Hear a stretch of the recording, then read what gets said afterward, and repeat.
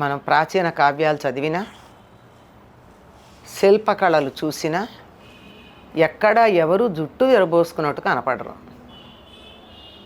మగవాళ్ళు కూడా ముడే వేసుకునేవాళ్ళు పూర్వకాలంలో, అంటే వాళ్ళు జుట్టు పెంచుకునే రోజుల్లో. ఎందుకు? జుట్టు విరబోసుకున్న బొమ్మలు కూడా కొన్ని ఉంటాయి. ఎవరు విరబోసుకుని ఉంటారు ఆ శిల్పాలు?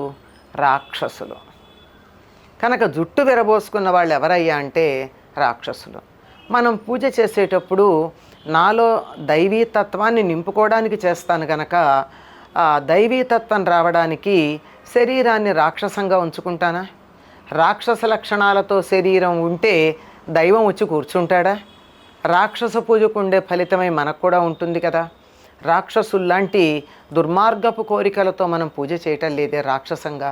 పైగా వాళ్ళు కోరికలు ఎట్లాంటివైనా బాగా పూజ చాలా దృఢంగా చేస్తారు మనకన్నా.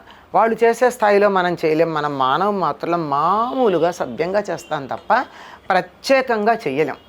అటువంటి పూజలు చేసేటటువంటి సందర్భంలో రాక్షస లక్షణాన్ని మనలో నింపుకుని జుట్టు విరబోసుకుంటే ఏమవుతుంది?